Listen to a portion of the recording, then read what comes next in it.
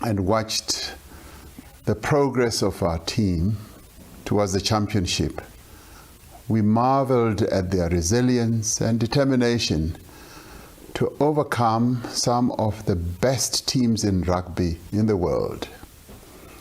At moments when their cause seemed lost and our hearts almost stopped, they fought back and they emerged victorious to our great delight.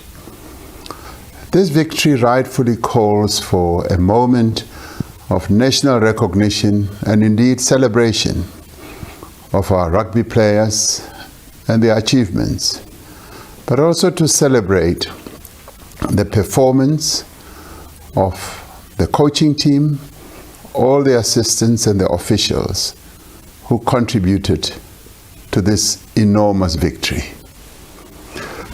We should, as we celebrate the Springboks, also applaud our cricket team, who have been performing extremely well in the Cricket World Cup. I spoke to the Proteas captain Themba Bavuma and encouraged them to remain focused and told him that the entire nation supports and stands behind them. I also told him that I intend to travel to Mumbai in India to watch them play in the finals.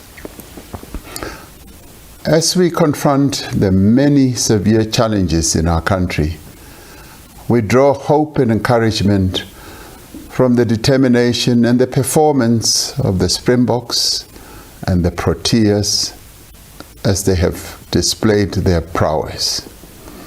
The victory by the Springboks and the performance of the Proteas follows the victory of Banyana Banyana in the Women's Africa Cup of Nations and their progress to the knockout stages of the FIFA Women's World Cup. That also makes us proud. Our spirits were similarly lifted by the achievements of our national squad at the Special Olympics World Games in Berlin in June. They came to the Union buildings, we recognized them, and we applauded them. The determination and resilience of our sporting teams have given credence to Madiba's words that sports unites the nation. We have seen this in the celebrations that have been taking place across the country. We have seen how the victories that our Springboks have achieved through their various matches, the quarterfinals, the semifinals, and now the finals, have helped to unite our people in celebration and in great unity. In their achievements, our sportsmen and women have revealed much about the unity of the people of the country that they represent. As a people, we have shown before what is possible when we are united, when we are determined, when we try hard, and when we refuse to give up. Together, we overcame apartheid, ended centuries of conflict, and gave birth to a thriving democracy. Together, we confronted and overcame the deadliest global pandemic in over a century. However, we continue to mourn those South Africans that we lost. We are indeed stronger together. As we reflect on these great achievements on the sporting field, we also need to reflect on our economic recovery and the further steps that we are taking to revive economic growth and improve the lives of our people. As the latest census figures show, we have achieved great feats of achievement in human development since the beginning of democracy. Millions of South Africans have been raised out of poverty and now have housing, and access to electricity, water, sanitation, and other basic needs that many of our people did not have before democracy. Access to healthcare and education have been greatly expanded. Much more still needs to be done to make more progress in improving the lives of our people. Even over the last 10 years, we've seen great improvement and we've been able to make significant strides. For example, the percentage of households in formal dwellings rose from 78% in 2011 to 89% in 2022.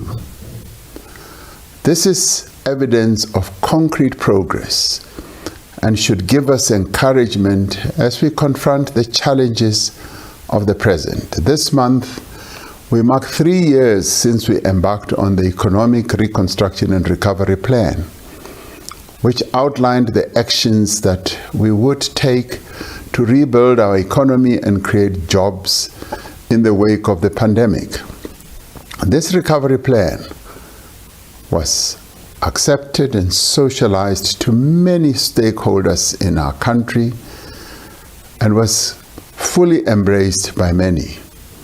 And it is underpinned by our National Development Plan, which sets out a clear vision of where we should be going as a country.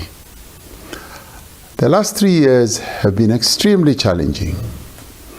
We're emerging from more than a decade of stagnant economic growth, compounded by the impact of the COVID-19 pandemic. We are working to reverse the legacy of the past era of corruption and mismanagement of our state-owned enterprises, which has left us with a persistent energy crisis and an inefficient ports and rail network. And we are contending with a range of global and domestic pressures which have set us back on our economic recovery. And yet, there are clear signs that our efforts are showing results. Electricity supply is improving, jobs are being created, houses, roads, bridges, and dams are under construction. Law enforcement agencies are cracking down on criminal syndicates. The proceeds of state capture are being recovered. These are reasons for hope. When the COVID-19 pandemic struck, we put in place decisive public health interventions that saved many lives. To deal with the negative economic effects of the pandemic, which resulted in the loss of more than 2 million jobs, we put in place an unprecedented stimulus package that lessened the damage to the economy and to the lives of many people. Since then, in the midst of severe load shedding and increased global volatility, the economy has continued to grow, albeit slowly. The economy has shown a significant degree of resilience and is now larger than it was before the pandemic. Over the last 2 years, the number of people with jobs has increased by 2 million, bringing the level of employment close to its pre-pandemic level, remembering that we lost more than 2 million jobs as a result of the pandemic. A key element of the Reconstruction and Recovery Plan was to expand social protection and public employment.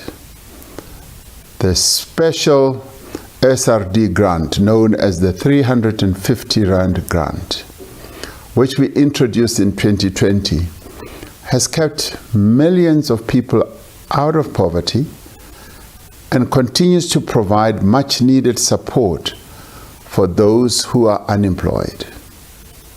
however little it is.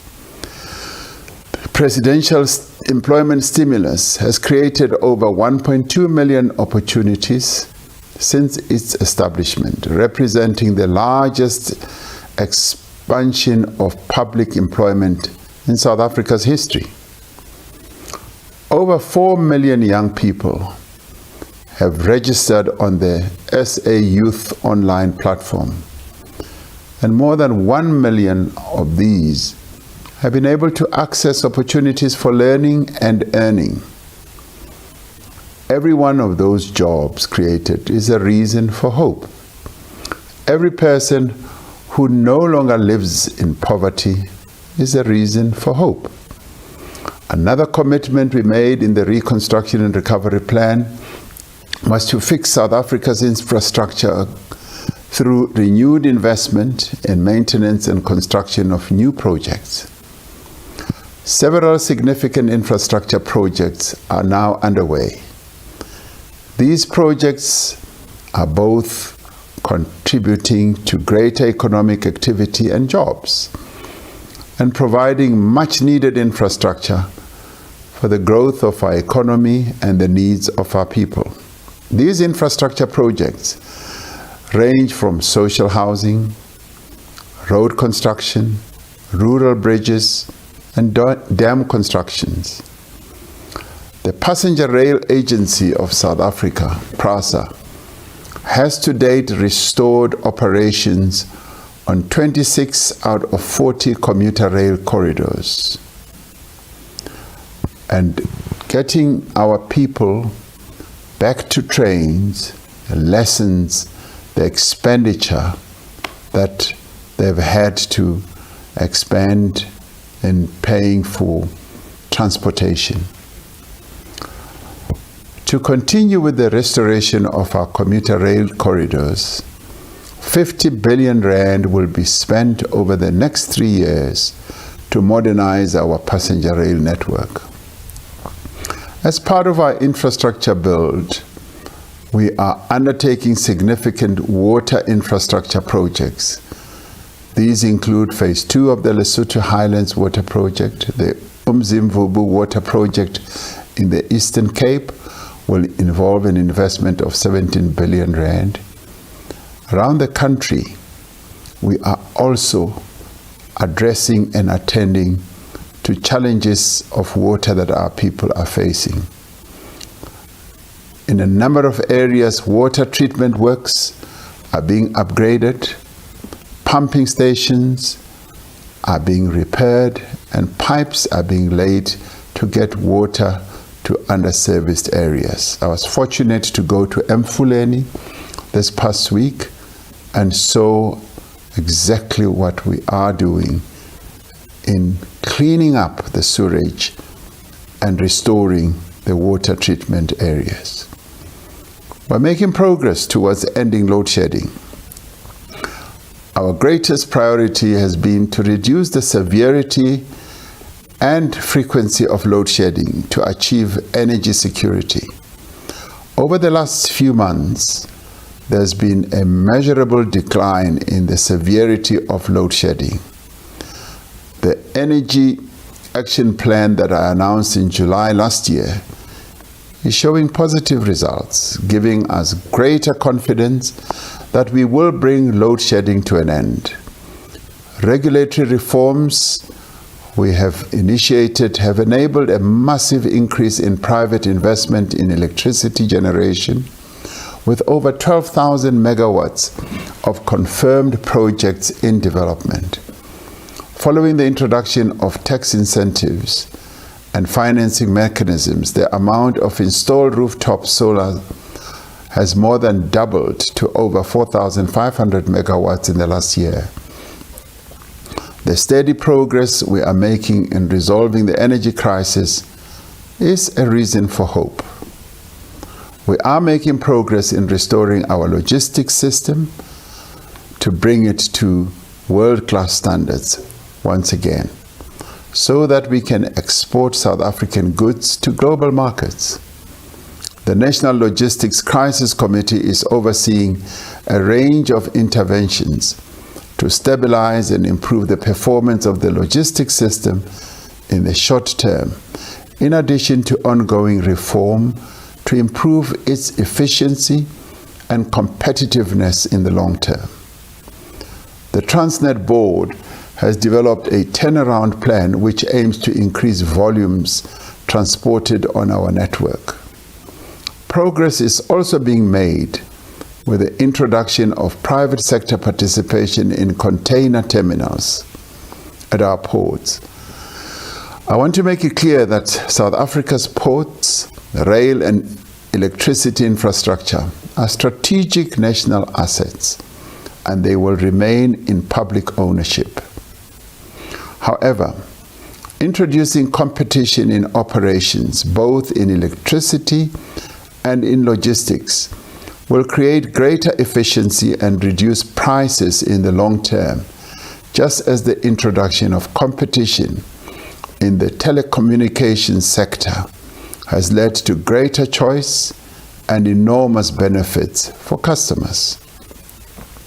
We are also making progress in tackling crime and corruption.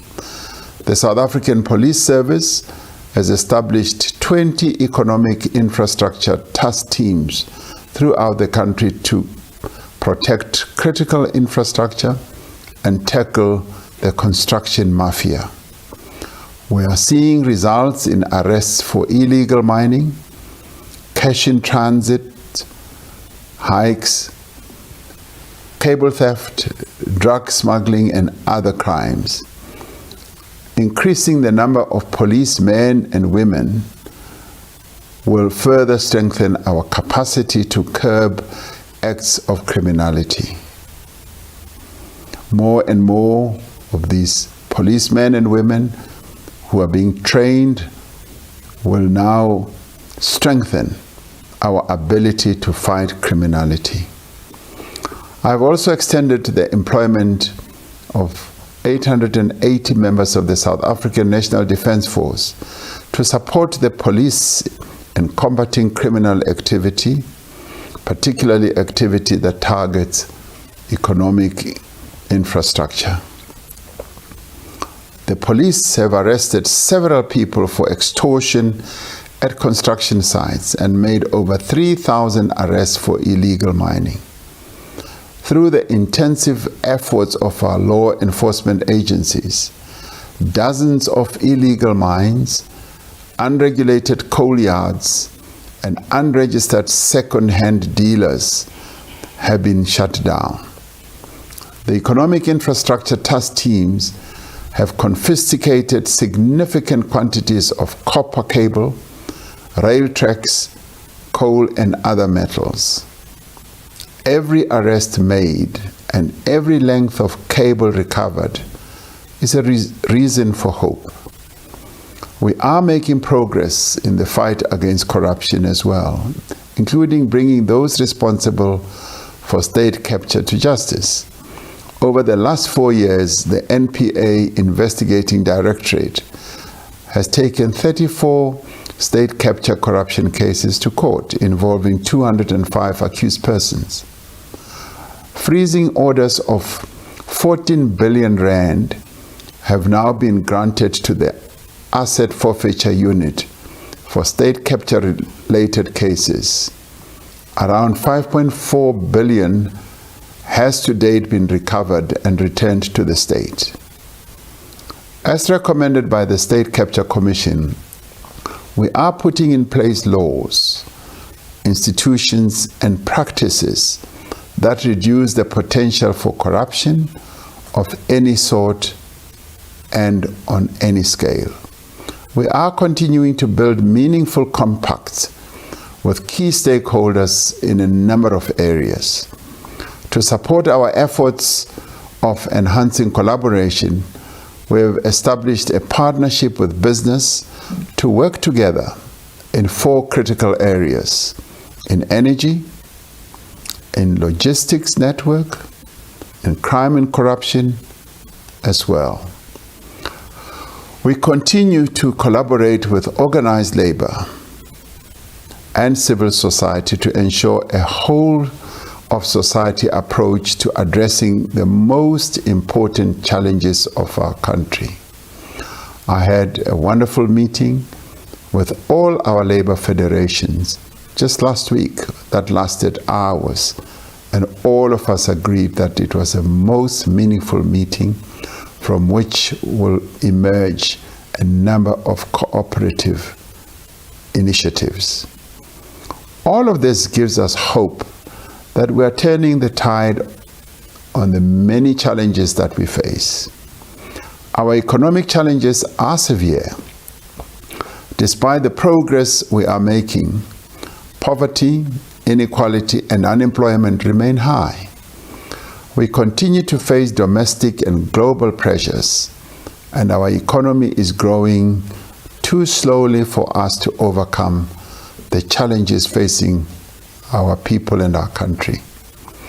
Load shedding has constrained economic growth. The underperformance of the ports and rail network is affecting our ability to get exports to market. Government spending has exceeded the revenue that we collect since the 2008 global financial crisis, without a commensurate increase in economic growth. As the Minister of Finance has noted, for every rand that government collects in revenue, 18 cents go towards servicing our national debt. This means that we are now paying more in interest on our national debt than we are budgeting for the police force. Ultimately, more rapid and inclusive growth is the only solution to unemployment, poverty, and inequality. But what is also important is to address the challenges that we face: wastage in government, yes, corruption, underspending. Growth is also necessary for the sustainability of our public finances. Building on the progress that we have already made and that we are making, government will accelerate the implementation of the economic reforms that we have embarked upon.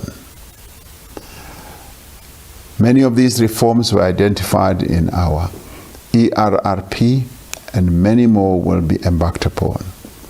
To address the weaknesses in many of our municipalities, we are undertaking interventions in local government. As national government, we are driving a number of interventions to support a rapid turnaround in local government services such as water and sanitation, electricity, roads, and waste collection. These interventions are accelerating service delivery where basic services have collapsed. While addressing the immediate problems, we are introducing necessary institutional reforms and the professionalization of our municipal officials. The achievement of sustained and inclusive growth requires a stable macroeconomic environment. A sustainable fiscal trajectory is a precondition for growth. We therefore remain absolutely committed to stabilizing our levels of debt, and adopting a responsible fiscal policy. A Minister of Finance will set out government's plans to achieve this trajectory in the medium-term budget policy statement on Wednesday. Spending on health, education, policing, and other essential services will be protected as far as possible.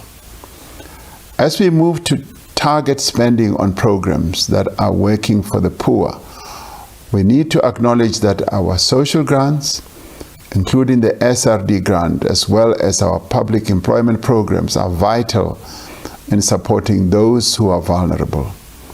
These programs have not only reduced poverty, but have enabled recipients to search for jobs and to engage in other economic activity to support their livelihoods.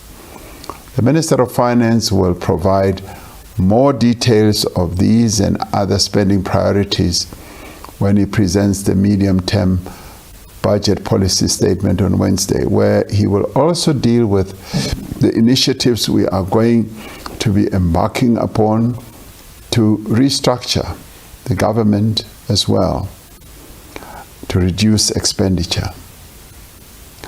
Today marks the start of the 2023 National Senior Certificate exams for matriculants, and this affects almost 1 million learners.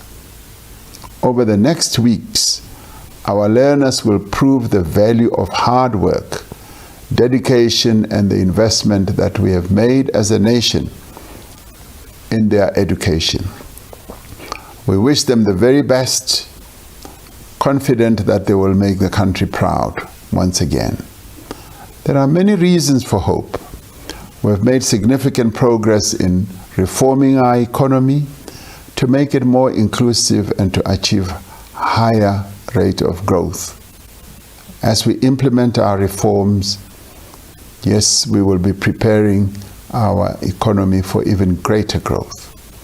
We are on track to resolve the most important constraints on economic growth by stabilizing our energy supply and fixing our logistics network. The reforms underway will propel economic growth in South Africa in the years to come, resulting in a stable supply of electricity, a working railway, and more jobs for all South Africans. On our way to rebuilding our economy, there are a number of strengths that stand us in good stead. We have a strong and sophisticated financial sector, a strong and effective civil society, a functional democracy, an independent judiciary, a stable macroeconomic framework underpinned by a capable national treasury, and an independent reserve bank. We have collectively embarked on a journey of economic reform which will set our country on a path to higher growth and more jobs. The concerted efforts of all South Africans are starting to show results in many areas. If we take a short-term view of our current challenges, we may not see the transformation that is underway or the benefits that these reforms will have for our country. I'm confident that through the actions we are taking now, we will overcome the challenges we face and build a society that works for all of its people. We have much more to do, but like the Springboks, we have the determination, the commitment to overcome any challenge. Our victorious Springboks will return home tomorrow. We will welcome them with great joy and jubilation as they arrive. They will conduct a victory tour around the country, and I will receive them at the Union Buildings later this week. I want us to now rally behind the Proteas in the same way as we have given our support to the Springboks. I want us all to embark on a period of celebration, culminating in a celebratory holiday after our matriculants have finished their exams and the Proteas have done the country proud at the Cricket World Cup. I know that many of us want us to have a public holiday now to celebrate, but we should all agree that we should give our matriculants time to focus on their exams and celebrate with them afterwards. Otherwise, it will disrupt their ability to focus on their most important journey, which is writing a matriculation exams. And this affects close on to 1 million young people. In celebration of the Springboks' momentous achievement and the achievements of all our other sportsmen and women, and as a tribute to the resolve of our united nation, I'm declaring Friday the 15th of December 2023 as a public holiday. We declare this to be a day of hope, a day of celebration and unity. Our sportsmen and women have shown us what is possible. We will succeed, and we will ensure that we leave no one behind. Nkosi sikelele Afrika. Hosi katekisa Afrika. Hotsien South Africa. Mudzimu vapatuchedze Afrika chipembe. Nkosi sisikelele sonke. I thank you.